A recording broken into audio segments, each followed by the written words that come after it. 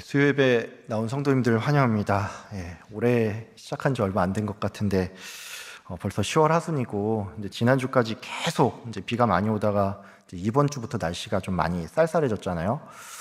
이렇게 이제 기온이 많이 떨어지면은 감기에 걸리기 쉬운데 오늘은 그런 의미에서 이제 앞뒤좌우로 영육간에 강건하길 바랍니다. 이렇게 인사하겠습니다. 영육간에 강건하길 바랍니다. 감사합니다. 오늘은 40명의 사리대 470명의 섭리란 제목으로 함께 말씀 나누도록 하겠습니다. 계속해서 수요일마다 사도행전을 보고 있죠. 최근 몇 주 동안은 이제 내년에 사역하실 이제 목사님 두 분이 오셔서 이제 설교를 한 번씩 한 관계로 약간 이제 흐름이 좀 끊기는 감도 있고, 또 매일 우리가 사도행전 설교를 듣는 게 아니다 보니까 지금 어디까지 왔는지 조금 헷갈리는 분도 계실 것 같아서 잠깐 이전까지의 내용을 좀 요약을 하고 오늘 본문을 좀 보도록 하겠습니다. 먼저 사도행전 20장까지 해서 사도 바울의 3차 전도여행이 끝납니다. 사도 바울은 전도 여행을 다 마친 후에 여러 성도들의 만류에도 불구하고 예루살렘에 입성을 하게 되는데, 여기서 1년의 고초들을 겪게 되죠. 바울은 먼저 아시아에서 온 유대인들이 이제 성전에서 바울을 만나자 이 무리를 선동하여 폭도들이 일어났고, 이에 그들에게 붙잡혀서 죽을 위기에 처하게 됐습니다. 이때 한 로마의 천부장이 등장을 하죠. 천부장은 이 소요 사태 가운데서 이제 바울을 구출을 하고 이제 병영으로 끌고 가는데, 바울은 병영에 들어가기 전에 이 군중 앞에 서서 히브리 말로 이 자기의 회심 사건과 또 이방인의 사도로 이 부르심을 받게 된 그 경위에 대해서 변론했습니다. 이 변론을 들은 군중들의 반응은 어땠습니까? 설득이 되기는커녕 더 격분한 나머지 바울을 죽이려고 했죠. 바울은 이에 이 사내들인 공회에 소집이 되어서 다시금 변론을 하게 되는데, 바울은 여기서 어떤 말을 한마디 함으로써 이 사내들인 공회에 큰 분란을 일으켰습니다. 구체적으로 어떤 말을 했습니까? 나는 바리새인으로서 부활을 믿는데 이것 때문에 지금 내가 신문을 받고 있다. 이렇게 바울이 말을 했죠. 여러분도 잘 아시겠지만 이 사내들인 공회 안에 보면은 바리새파 사람들과 사두개파 사람들이 있었는데, 이 보통 바리새파 사람들은 율법 교사나 서기관으로서 이 사내들인 의회를 구성하고 있었고, 제사장이나 장로들은 사두개파 사람들이 많았는데, 이 두 종파 간에는 명확한 신학적인 차이가 있었습니다. 바리새인들은 부활을 인정했죠. 반면에 사두개인들은 부활을 부정할 뿐만이 아니라 천사나 영적인 존재도 믿지 않았는데, 이런 이유로 바울의 이 발언은 두 종파 간의 이 싸움을 촉발하게 만들었다라는 것입니다. 원래 이 종파가 사내들인 공회로 모인 것은 사도 바울을 신문하고 또 그를 정죄하려는 목적이었습니다. 근데 바울의 이 한마디 때문에 이 본래의 목적과는 상관이 없이 두 종파 간의 다툼으로 이 상황이 바뀌게 됐다는 얘기죠. 분쟁이 격화되자 이 로마의 천부장은 바울이 죽임 당할 것을 염려하여 다시 그를 병영 안으로 데리고 갔는데, 주님께서 그날 밤 이 바울에게 나타나서 담대해라, 네가 예루살렘에서 나의 일을 증언한 것 같이 로마에 가서도 증언해야 하리라, 이렇게 말씀하셨습니다. 방금 전까지 빨리 이렇게 지난 내용을 쭉 살펴봤는데, 이제 오늘은 그 이후에 이제 바울이 가이사랴로 가기까지 어떤 일이 있었는지를 좀 보도록 하겠습니다. 먼저 본문 12절과 13절을 제가 읽겠습니다.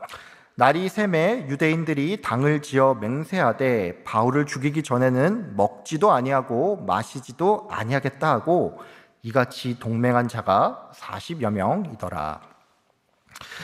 사내들인 공회에서 바울이 빠져나간 것을 못마땅하게 여긴 유대인들은 재판을 통해서는 이 바울을 없앨 가능성이 조금 희박해지자 따로 무리를 지어서 바울을 죽이기로 결심했습니다. 이 유대인들이 누군지는 정확히 알 수가 없습니다. 다만 성경학자들은 아마도 이들이 21장에 나오는 소아시아에서 건너온 유대인들로서 성전에서 소동을 주도한 그 사람들일 거라고 보고 있는데, 12절에 보면은 이들이 당을 지어서 맹세하되라는 표현이 나오죠. 참고로 이 부분은 이제 원어의 의미를 조금 살려서 표현을 하자면 유대인들이 자기 자신을 저주하면서까지 맹세를 하고 병사들을 만들었다라는 뜻입니다. 그러니까 이들은 그냥 가볍게 우리 앞으로 좀 잘해봅시다 뭐 이런 의미로 어떤 조직을 만든 게 아니라 내가 바울을 죽이기 전까지는 먹지도 마시지도 않을 것이고 만약에 이를 지키지 못한다면 스스로 저주를 받고 죽고야 말겠다 이런 식으로 굉장히 광적인 수준의 결사대가 만들어졌다라는 얘기입니다. 이처럼 자기 자신을 저주하면서까지 맹세하는 모습은 성경 구약에서 또한 찾아볼 수가 있습니다. 사무엘상 14장에 보면은 이스라엘 병사들이 이 블레셋과 전쟁을 치르면서 피곤해하는데 사울 왕이 적을 다 섬멸하기 전까지는 누구도 음식을 먹어서는 안 되고 만약에 누군가가 음식을 먹는다면 그 사람은 저주를 받을 것이다 이렇게 말하는 장면이 나오죠. 사실 이런 맹세는 그 마음이 그 결심이 얼마나 중요하든지 간에 전혀 상식적이지 않습니다. 이 고대의 전투는 특별히 백병전이 많았는데 그렇다면 병사들의 체력이 정말로 중요하죠. 근데 이것을 돌보지 않고 맹세를 하니까 이게 전혀 상식적이지 않다는 얘기입니다. 이 맹세를 누가 어깁니까? 그의 아들인 요나단이 이 맹세를 어겨서 상당히 난처한 상황에 빠지게 되죠. 이런 잘못된 맹세는 열왕기상에도 나옵니다. 열왕기상 19장에 보면은 아합 왕의 아내인 이세벨이 등장을 하는데 이 이세벨은 엘리야가 바알 선지자들을 다 쳐 죽이자 이 화가 머리끝까지 나서는 내가 내일 이맘때까지 엘리야를 반드시 죽이고야 말겠다라고 하면서 만약에 그렇게 하지 못한다면 신들이 자기에게 벌 위에 벌을 내릴 거라는 이런 자기를 저주하는 맹세를 하는 장면이 나옵니다. 앞선 이 두 장면을 보면 알 수가 있지만 이 자신을 저주하면서까지 하는 맹세는 성경에서 모두 부정적으로 묘사가 됨을 알 수가 있죠. 이와 관련해서 칼빈은 이들의 이런 행동이 결국 종교적 광기에서 비롯됐음을 언급을 하면서 이들의 시도에 대해서 사탄이 미친 사람들을 이용하여 하나님의 교회를 해롭게 하는 방식을 보여주었다라고 설명을 합니다. 이들은 이처럼 이 종교적인 광기에 휩싸였을 뿐만이 아니라 이 일을 계획하는 과정 가운데 나름 굉장히 치밀한 모습까지 보여주는데 14절과 15절에 보면 이들이 제사장들과 장로들을 회유하는 장면이 나오죠. 우리 14절, 15절 본문을 함께 좀 읽도록 하겠습니다. 대제사장들과 장로들에게 가서 말하되 우리가 바울을 죽이기 전에는 굳게 맹세하였으니 이제 너희는 그의 사실을 더 자세히 물어보는 척하면서 공회와 함께 청부장에게 청하여 바울을 너희에게로 데리고 내려오게 하라. 우리는 그가 가까이 오기 전에 죽이고로 준비하였노라 하더니 유대인들은 대제사장들과 장로들에게 가서 이 자신들의 결의를 보여준 뒤에 이 바울을 죽이기 위해 구체적으로 어떤 계획이 있는지를 설명을 했습니다. 이 계획이 뭡니까? 사내들인 공회에서 조금 더 조사할 게 남아 있으니까 바울이 다시 한번 재판에 출석하도록 이 천부장에게 요청을 해달라라는 것이죠. 이 유대인들은 이제 길에서 매복을 하고 있다가 천부장이 바울을 보내주면 그가 이 공회로 오는 길 중에 급습해서 바울을 죽일 생각이었습니다.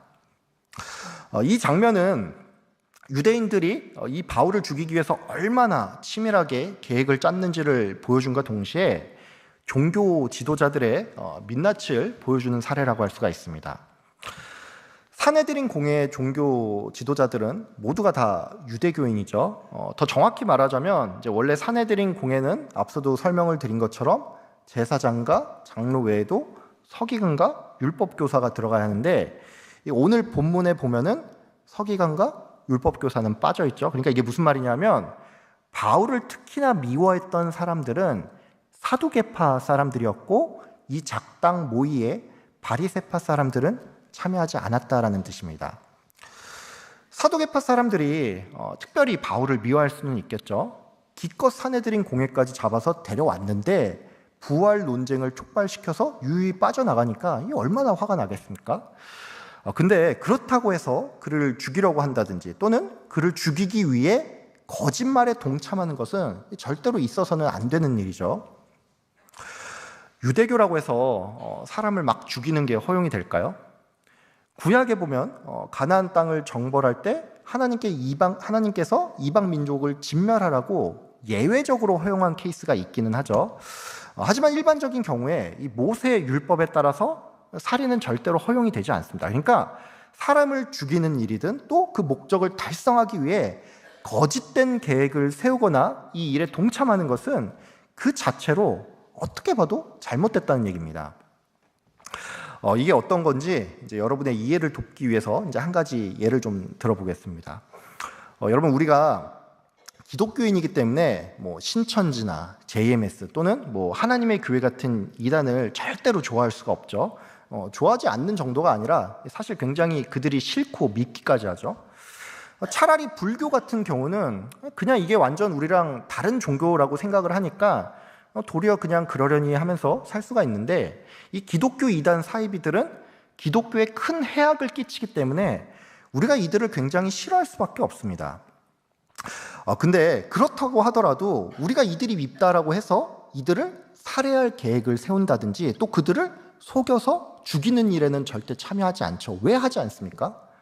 그 자체로서 이게 하나님 보시기에 악한 일이고 또 절대로 목적이 수단을 정당화할 수 없기 때문이죠. 즉 이 말은 오늘 본문에 나오는 유대인들과 또 여기에 동조한 종교 지도자들이 지금 무언가에 씌어서 그들 기준에도 맞지 않는 잘못을 범하려고 하는데, 여러분, 이것은 이 행동의 배후에 사탄이 있다는 것이고, 그렇기 때문에 이것은 일종의 영적 전쟁이라고 할 수가 있습니다. 사탄은 유대인들의 마음을 충동질하고 또 사내들인 종교 지도자들이 악한 일에 동조하게끔 했죠. 사탄은 이처럼 어떻게든 교회를 흔들고 또 복음 전파를 방해하기 위해 정말로 다양한 방식으로 기독교인들을 괴롭힙니다. 참 안타깝게도 형태만 다를 뿐이지 이제 오늘날 우리에게도 이런 일들이 많이 일어납니다. 어떤 분들은 지금 이 시대가 종교의 자유가 있기 때문에 사도 바울 같은 그런 위험은 없지 않느냐 뭐 이렇게 반문을 할 수가 있는데, 형태만 다르다 뿐이지 복음 전파를 방해하고 성도를 넘어뜨리며 이 교회를 흔들기 위해서 정말로 사탄은 다양한 방식을 사용합니다. 여러분, 우리가 나라를 위해서 기도를 할 때 차별금지법과 같은 악법이 제정되지 않도록 늘 기도하죠. 왜 이것을 놓고 기도합니까? 이 법이 동성애를 조장하고 하나님께서 세운 질서에 반하는 일들이 아무런 제지 없이 굉장히 많이 일어날 수 있기 때문이죠. 문제는 이것뿐만이 아닙니다. 이 발의된 이 안들을 쭉 보면 알 수가 있지만 이게 제정이 되면 강단에서든 어디서든 간에 이게 잘못이라고 느껴져도 지적 자체를 할 수가 없고, 지적을 하면 누가 신고를 했을 때 법적인 제지와 불이익을 받게 됩니다. 여러분, 이러한 악법을 제정하려고 하는 사람들은 내가 사탄을 숭배하기 때문에 또는 기독교인들 내가 반드시 죽이고야 말겠다 뭐 이런 사명이 있어서 이런 일을 할까요? 그렇지는 않습니다. 물론 드물게 이 반기독교적인 사상을 가지고 이거를 좀 의식적으로 밀어붙이는 사람이 있기는 하겠죠. 하지만 대부분의 사람들은 그래서 자기의 어떤 신념과 이데올로기에 따라서 이게 정말로 자유이고 평등이라는 착각을 하면서 이런 것들을 주장을 합니다. 이 차별금지법의 제정을 원하는 단체들이 있죠. 대체로 특정 몇 개의 정당들이 연합을 해서 이제 이 외에도 뭐 학생 인권 조례라든지 생활 동반자법 이런 것들을 추진을 하는데, 이들은 이제 앞서도 말씀을 드렸지만 그저 자기 자신의 이데올로기에 따라 이게 제정되어야 한다라고 생각을 하지만, 사실 이 모든 일의 배후에는 이 기독교를 흔드는, 교회를 흔드는 이 사탄이 있습니다. 그러니까 겉으로 볼 때 이념 대 이념으로 이념 대 이념의 싸움으로 보이는 이 일이 알고 보면은 이 영적인 전쟁이라는 것이죠. 제가 방금 전에 이제 차별금지법의 예를 하나 들었는데 꼭 이렇게 국가적인 일만 있는 게 아닙니다. 우리는 살면서 내가 예수님을 믿기 때문에 이 부득불 당하게 되는 고난이 있고 또 여러 가지 어려움이 있습니다. 예수님을 믿는다고 해서 무조건 복을 받는 게 아니죠. 안 믿었으면 모르겠는데 내가 예수님을 믿기 때문에 불편한 일이 생기며 때로는 갈등과 다툼이 생기는데 많은 경우 이 이면에 영적 전쟁이 있고 사탄은 어떻게 해서든 교회를 흔들고 또 성도가 제대로 신앙생활을 하지 못하도록 이런저런 방해 공작을 펼친다는 것입니다. 제가 예전에 이제 직장 생활을 할 때 그런 분이 계셨어요. 이제 기술 총괄이라는 직책을 맡고 있는 이제 이사님이 한 분 계셨는데 이분이 천주교인이었습니다. 여러분도 아마 경험해봐서 잘 아시겠지만 천주교인 중에 신앙생활을 제대로 하는 분이 별로 없죠. 이제 그쪽의 이제 용어에 따르면 이제 이런 사람들을 냉담자라고 부르는데 이분도 제가 볼 때 그 냉담자 중에 한 사람이었습니다. 제가 이분과 같이 프로젝트를 하면서 참 힘들었던 게 많았습니다. 5분이면 해결할 수 있는 문제를 꼭 회의를 열어서 2-3시간씩 일을 늘리는 굉장히 신기한 재주가 있는 분이었는데 이거는 뭐 그렇다고 치더라도 정말로 힘들었던 거는 이분이 꼭 금요일 퇴근 시간만 되면 메일로 일을 딱 보내놓고 월요일 아침에 이거를 사장님께 보고를 해야 한다면서 최정우 팀장님이 보고자료를 좀 만드세요. 뭐 이런 식으로 이 업무 지시를 자주 내린다는 사실이었습니다. 왜 목요일이나 그 전에 요청을 하지 않고 항상 꼭 금요일 퇴근 시간에 이뤄서 이런 거를 보내는지 잘 모르겠어요. 금요일 저녁에 업무를 주고 또 월요일 아침에 보고를 하라고 한다면 이게 무슨 말입니까? 주말에 나와서 일하라는 거잖아요. 안 그래도 이런 업무 메일은 받는 즉시 굉장히 사람을 짜증나게 하는데 사실 제가 가장 힘들었던 부분은 이 이사님이 이제 월요일 보고를 위해서 이제 저한테 주말에 출근을 하라고 하는데 저는 제가 기독교인이니까 토요일 아침에 일찍 나와서 저녁 늦게까지 이거를 준비하겠다라고 말을 하니까 자기도 이 보고 자료를 좀 확인해 봐야 한다면서 토요일은 자기가 쉬어야 하니까 주일날 아침에 회사에 출근하라는 그런 말을 하는 것이었습니다. 여러분 저의 입장에서 이런 요청이 어떻게 느껴졌을까요? 기독교인의 입장에서 주일날 회사에 나가서 일하는 것은 그 누구라도 마음이 편치 않죠. 저는 토요일이 아닌 이 주일날 회사에 나간다라는 사실이 굉장히 마음에 걸렸는데 이분의 입장이 워낙 완고하다 보니까 그러면 제가 주일날 오전에 예배를 드리고 오후에 나가서 일을 하겠다라고 하니까 이제 이분이 저한테 개인적인 종교 활동을 이유로 이 오후에 나오는 게 말이 되냐라면서 사회생활을 그렇게 이적으로 하면 안 된다고 저한테 충고를 하는 것이었습니다. 제가 이분 때문에 이제 한 몇 달가량을 진짜 어쩔 수 없이 주일날 출근을 했는데 어쨌든 제가 예배를 양보할 수는 없잖아요. 그래서 오전에 예배를 드리고 이제 항상 오후 시간에 출근을 했는데 제가 이것 때문에 이제 이분과 사이가 좀 굉장히 많이 불편해졌고 회사를 출근하는 것 자체가 좀 많이 힘들어졌습니다. 생각해보면 좀 아이러니죠. 그분도 천주교인이니까 주일날 성당에 나가서 미사를 드려야 할 텐데 주일 오전부터 나오라라는 말은 본인은 미사를 안 드리겠다는 말이잖아요. 제가 이 일을 겪고 나서 이제 한참 시간이 지나서 보니까 이게 일종의 영적인 전쟁이었다라는 것을 알게 됐습니다. 제가 신앙생활을 제대로 하지 못하도록 이런 일들이 계속 일어나는 건데 실제로 저는 이 기간 동안에 영적으로 많이 힘들었습니다. 왜냐하면 주일날 예배를 드리는데 예배 끝나고 돌아가서 일할 것이 자꾸 생각이 나니까 도무지 예배에 집중을 할 수가 없던 것이었습니다.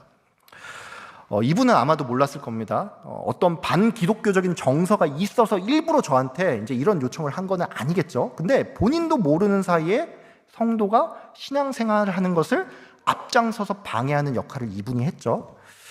여러분, 우리가 예수님을 믿는다라고 하면 이 사탄이 어떻게든 우리를 넘어뜨리기 위해 또 우리가 제대로 신앙생활을 하지 못하도록 이 여러 가지 수를 쓴다는 것을 조금 인지하길 바랍니다.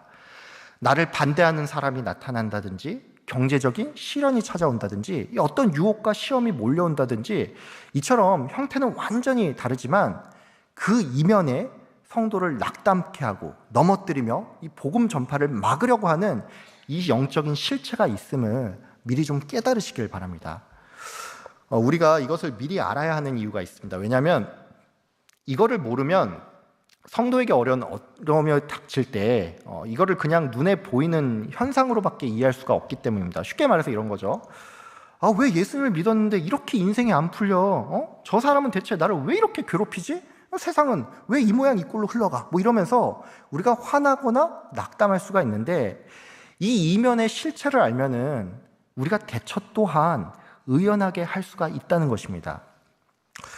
여러분, 우리를 넘어뜨리는 영적인 실체가 있음을, 또 성도는 예수를 믿기 때문에 이 고난이 찾아올 수 있음을 항상 먼저 인지하길 바랍니다. 그리고 이를 통해서 우리의 신앙을 잘 지켜나가며 의연하게 또 지혜롭게 대처할 수 있는 저와 여러분들 다 되시기를 소망합니다. 이제 16절 이후의 내용을 좀 보겠습니다. 16절에 보면은 사도 바울의 생질, 즉 바울의 조카가 등장을 합니다.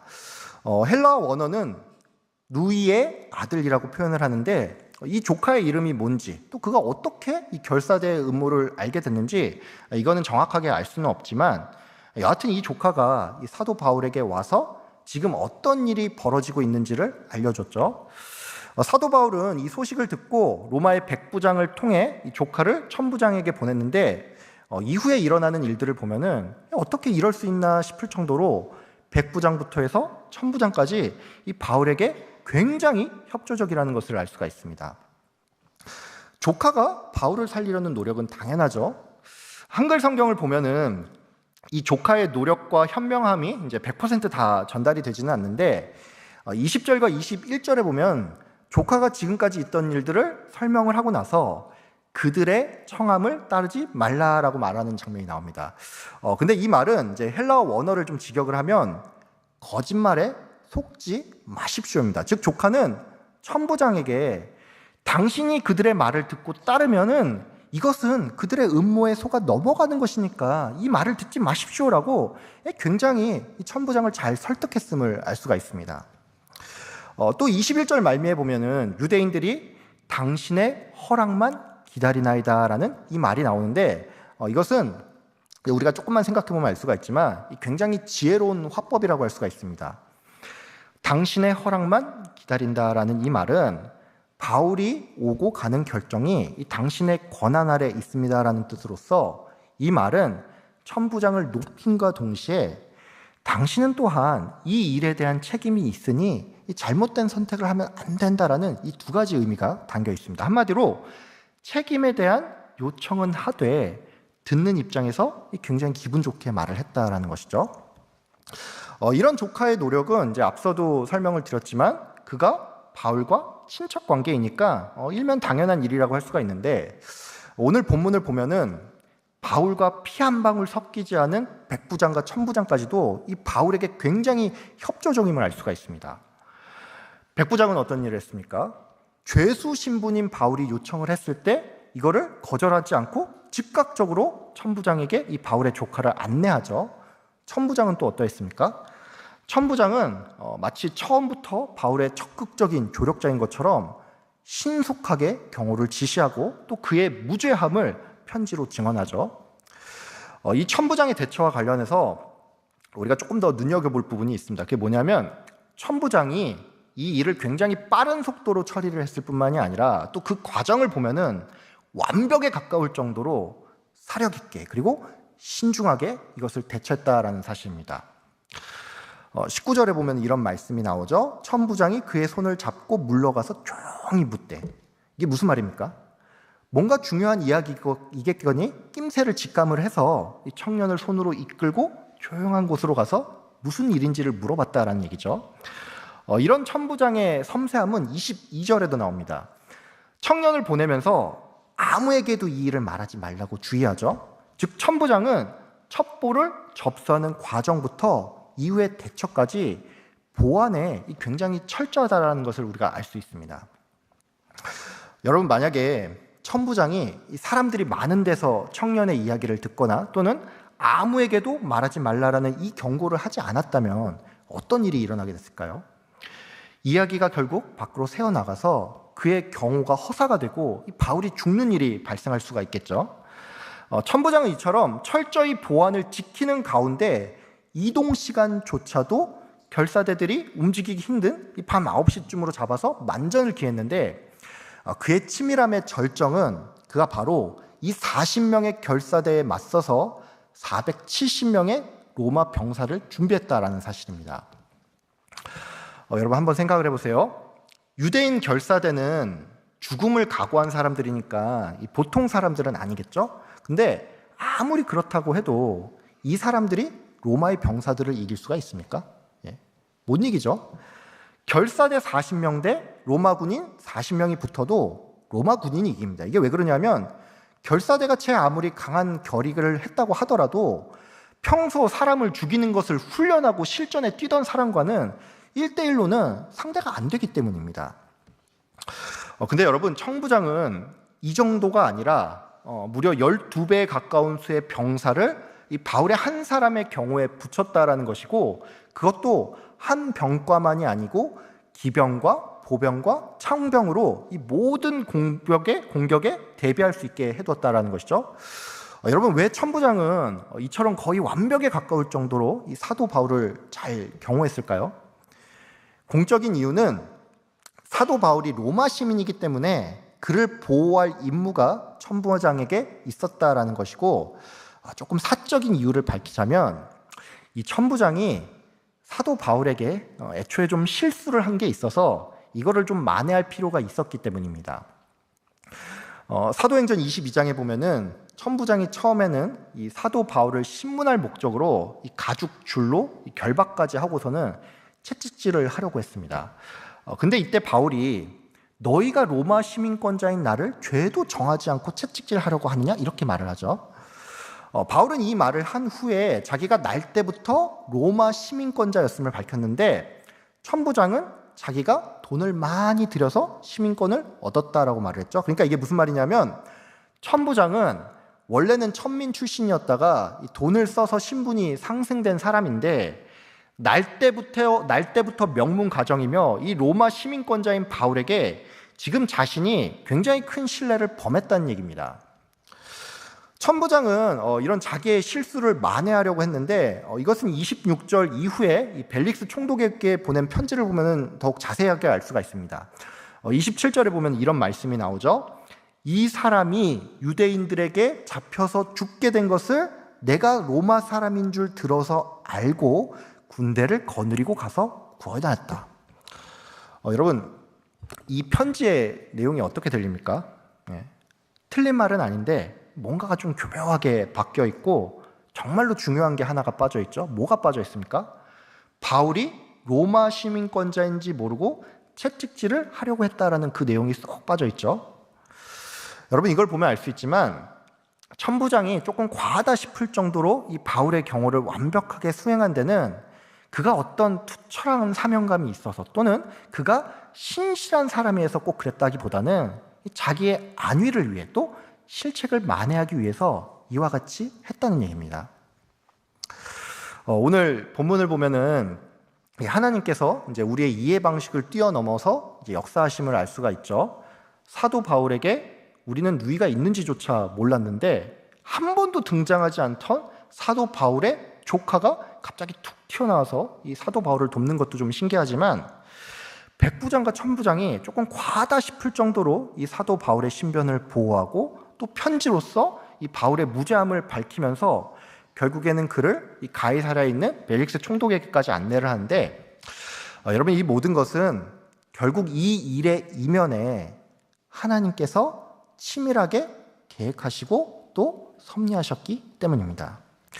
바울을 죽이고자 한 40명의 결사대는 그 결이라든지 또는 계획에 있어서 이게 굉장히 실현 가능성이 높았습니다. 근데 이 모든 것을 좌절시킬 뿐만이 아니라 하나님께서는 그들의 계획보다 더 완벽한 섭리로서 사도 바울을 보호했는데, 여러분, 이것은 하나님께서 결국 바울에게 약속하는 그 말씀을 지키기 위함이었습니다.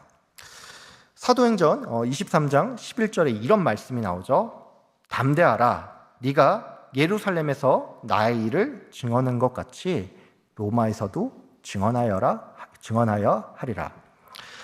하나님께서는 이 약속의 말씀을 지키셨습니다.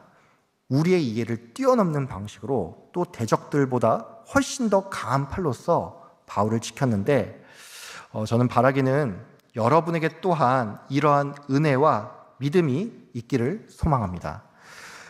제가 앞서서 성도는 예수를 믿기 때문에 이 사탄이 우리를 넘어뜨리기 위해서 이 대적자를 보내는가 하면 또 이런저런 어려움을 우리가 만날 수 있다라고 말씀을 드렸죠. 아마 이 자리에 계신 성도님들 중에 상당수가 다 말할 수 없는 어떤 깊은 고민과 어려움 또 이 환난 가운데 있을 줄로 압니다.